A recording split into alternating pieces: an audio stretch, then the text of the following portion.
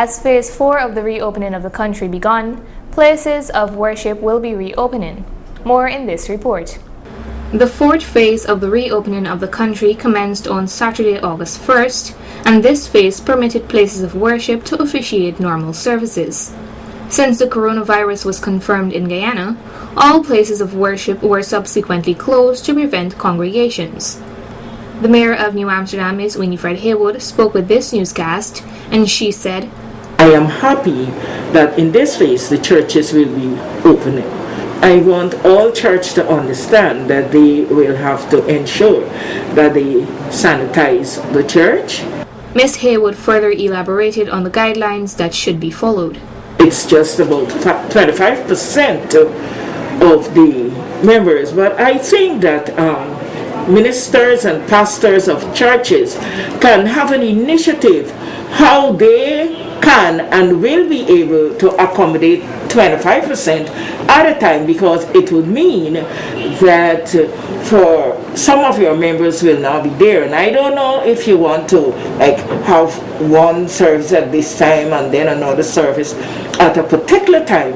But then there is also a guideline that is saying if you're going to have the church between churches, you must give yourself grace so that you could sanitize the church again. This newscast also spoke with a few other persons who shared what rules they expect their congregations to follow. Firstly, the Pandit of the Reliance Settlement Sanatan Mandir, Pandit Deodat Prasad, emphasized that opening of the economy or opening back of our places of worship in no way means that the virus or the pandemic is out of our country. He then asked all devotees to adhere to the following. I will urge that all temples please have a signboard out there to advise your devotees that they need to wash their hands. That's important. Anyone coming to the temple, please wear a mask.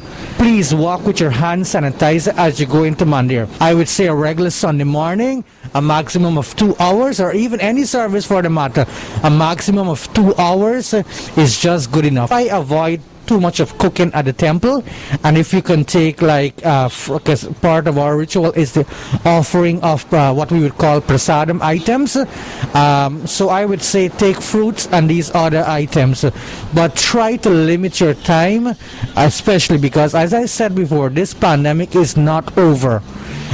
If you have the cold or you have symptoms of flu, etc., we're humbly asked. Secondly, Brother Mu'min Ali Sugrim from the Blairmont Sanatul Masjid shared what measures the masjid will put in place to ensure safety of the Jamia or congregation. When coming to the masjid to perform their prayer, is that they walk with their own prayer mat. They put on their masks when praying, and we maintain a distance in praying our prayer.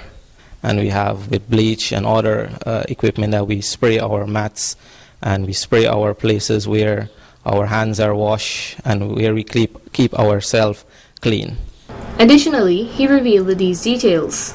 Those who are elder and those who have chronic illness, also women and children, we restrict them from coming so that we could have enough space, so that we could have the social distancing, and we could have measures in place to keep all our people safe in the house of the Creator. Thirdly, we spoke with Ms. Jennifer Fraser-Nichols, the president of the New Amsterdam Kanji Christian Council, and she implored on all persons to follow the guidelines.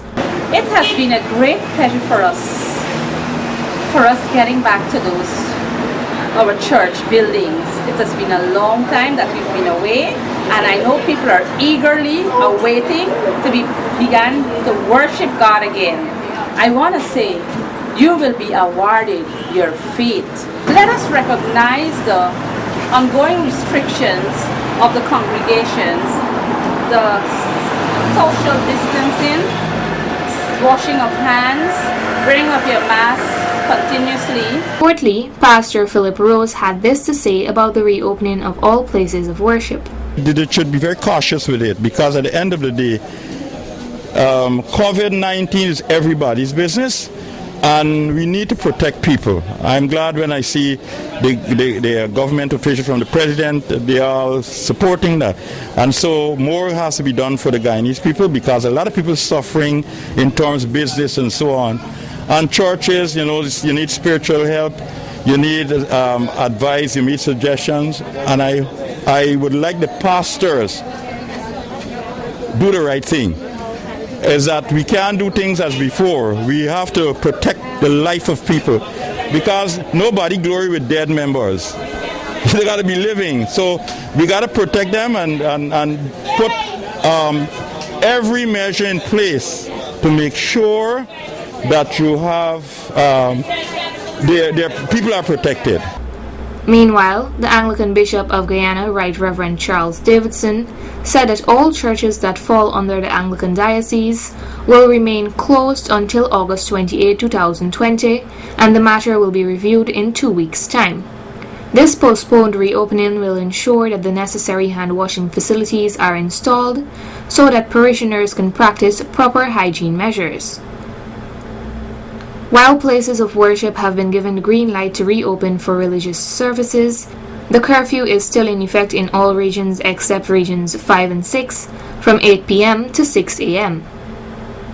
Narima Ali, Channel 8 News.